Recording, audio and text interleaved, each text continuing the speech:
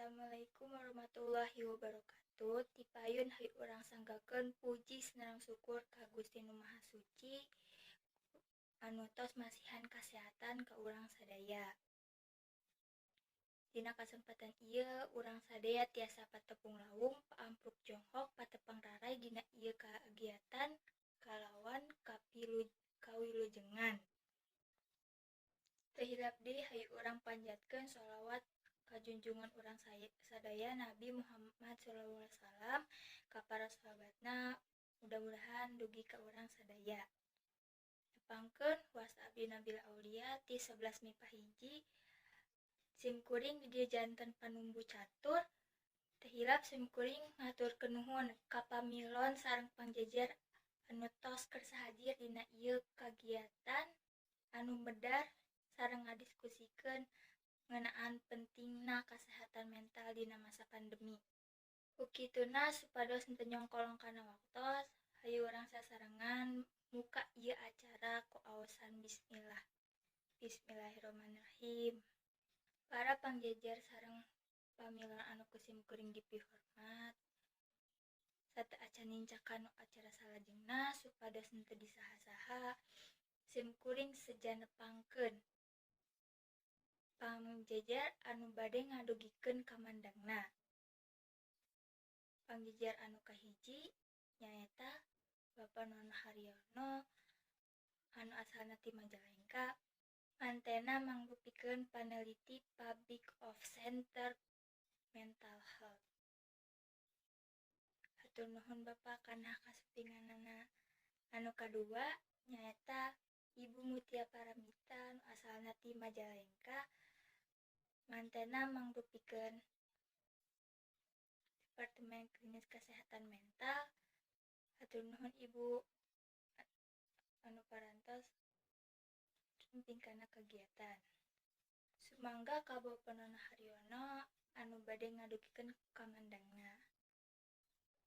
Hatur nuhun ka Bapak Nono Haryono anu tos ngadugikeun kamandangna. Sae kacida rupina saalitna parantos muka ngeunaan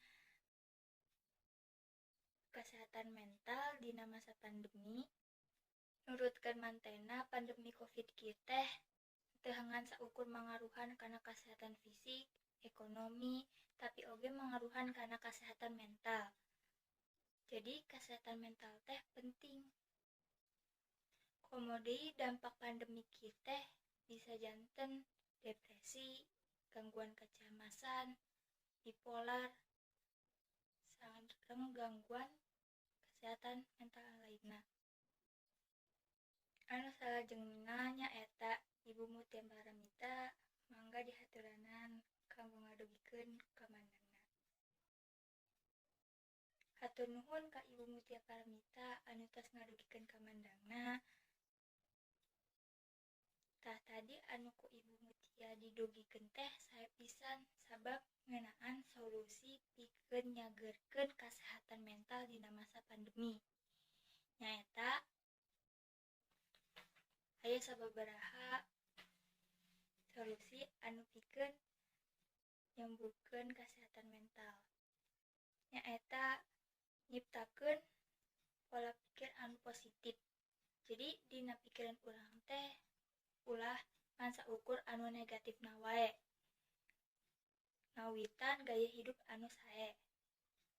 Terus anu kadua nyaeta luangkeun waktos kanggo ngartos ka diri urang sorangan.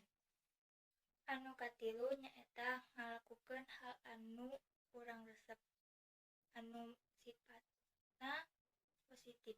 Kulantaran waktosna anu sakedik, simkuring bade ngawatesan kanggo pamilon tong hilap anu bade tumaros sebatkeun nami sareng asalna ti mana.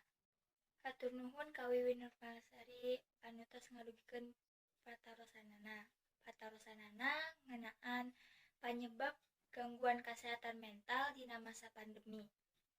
Sumangga ka Bapak Nono Haryono anu bade ngawaler patarosanana. Hatur nuhun ka Bapak Nono Haryono anu tos ngawaler perhatosan ti Wiwi. Aya 5 Panyebab gangguan kesehatan mental nyaeta hariwang ku kabutuhan hirup, rarasaeun sieun kanu Covid, kegiatan daring, sareng isolasi. Anu terakhir nyaeta pembatasan sosial.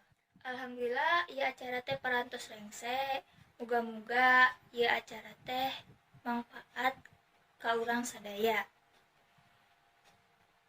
Simkuring salaku panumbu catur nedang ngahapunten bilih aya kalepatan anu kirang marenah ka pamilon sareng pajajar sadayana.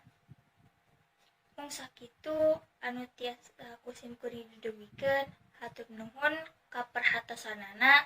Wassalamualaikum warahmatullahi wabarakatuh.